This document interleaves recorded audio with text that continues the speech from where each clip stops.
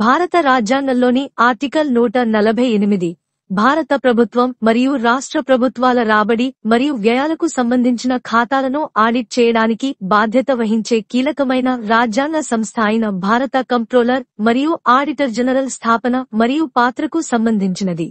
Article 148 లోని వివిధ క్లాజుల వివరణ ఇక్కడ ఉంది. నియామకం మరియు తొలగింపు.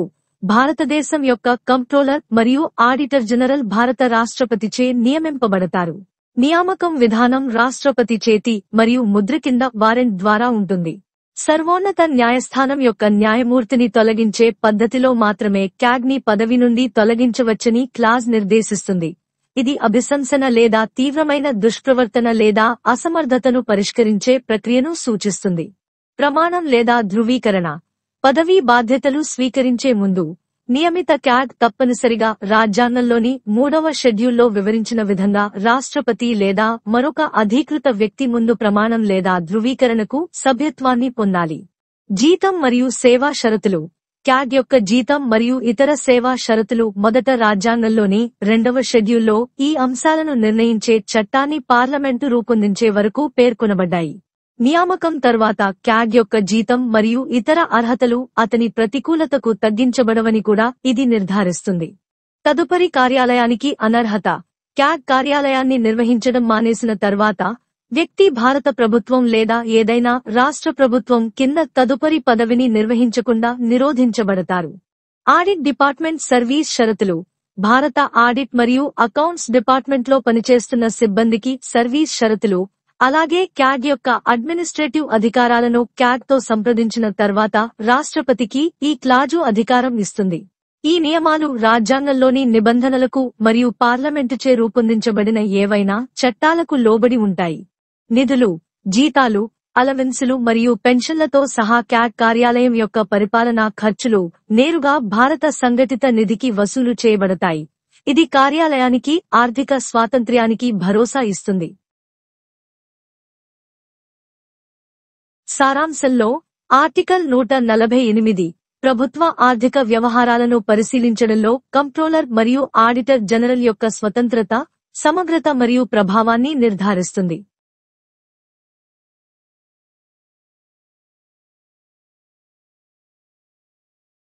భారత సంవిధానము. భాగము 5. సంఘము. అధ్యాయము 5. భారతదేశ కంప్ట్రోలరు మరియు ఆడిటరు జనరలు. ఆర్టికల్ 148. 1. భారతదేశమునకు కంప్ట్రోలరు మరియు ఆడిటరు జనరలు ఉండవలెను. ఆయనను రాష్ట్రపతి తన చేవ్రాలు మరియు ముద్రగల అధిపత్రము ద్వారా నియమించవలెను. సర్వోన్నత న్యాయస్థానము యొక్క న్యాయాధీశుని పదవి నుండి తొలగించునట్టి రీతిలో మరియు అట్టి ఆధారములను బట్టి మాత్రమే ఆయన పదవి నుండి తొలగింపబడవలెను. 2.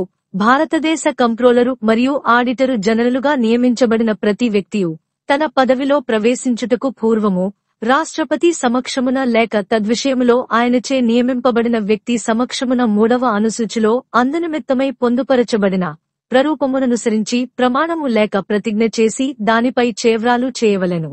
3. కంప్ట్రోలరు మరియు ఆడిటరు జనరలు యొక్క జీతము మరియు ఇతర సేవా షరతులు పార్లమెంటు శాసనము ద్వారా నిర్ధారణ చేయునట్టివై యుండును మరియు అట్లు నిర్ధారణ చేయు వరకు 2వ అనుసూచిలో నిర్దిష్టపరచబడినట్లుండును.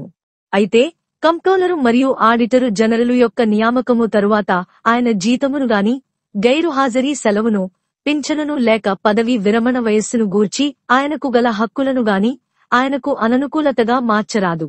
4. కంప్ట్రోలరు మరియు ఆడిటరు జనరలు తన పదవి నుండి విరమించిన తరువాత భారత ప్రభుత్వము క్రింద లేక ఏ రాజ్య ప్రభుత్వము క్రింద మరే పదవికి పాత్రుడు కారాదు. 5. ఈ సంవిధానము యొక్కయు పార్లమెంటుచే చేయబడిన ఏదేని శాసనము యొక్కయు నిబంధనలకు అధ్యాధీనమై భారతీయ ఆడిటు మరియు ఖాతా విభాగములో సేవ చేయుచున్న వ్యక్తుల సేవాషరతులు, కంప్ట్రోలరు మరియు ఆడిటరు జనరలు యొక్క పరిపాలనాధికారములు కంప్ట్రోలరు మరియు ఆడిటరు జనరలుతో సంప్రదించిన పిమ్మట రాష్ట్రపతిచే చేయబడు నియమావళి ద్వారా విహితపరచబడినట్టివై యుండును. 6. కంప్ట్రోలరు మరియు ఆడిటరు జనరలు కార్యాలయమునందు సేవ చేయు వ్యక్తులకు గాని లేక వారికి చెల్లించవలసిన జీతములు, భత్యములు మరియు పింఛనులతో సహా ఆ కార్యాలయము యొక్క పరిపాలనా వ్యయములు భారత సంచిత నిధిపై ప్రభారమై యుండవలెను. The Constitution of India. Part 5. The Union. Chapter 5. Controller and Auditor General of India. Article 148. Controller and Auditor General of India. 1. There shall be a Controller and Auditor General of India, who shall be appointed by the President, by warrant under his hand and seal, and shall only be removed from office, in like manner, and on the like grounds as a judge of the Supreme Court. 2. Every person appointed to be the Controller and Auditor General of India shall, before he enters upon his office, make and subscribe before the President, or some person appointed in that behalf by him, an oath or affirmation according to the form set out for the purpose in the third schedule. 3. The salary and other conditions of service of the Controller and Auditor General shall be such as may be determined by Parliament by law, and, until they are so determined, shall be as specified in the second schedule. Provided that neither the salary of a Controller and Auditor General, nor his rights, in respect of leave of absence, pension, or age of retirement, shall be varied to his disadvantage after his appointment.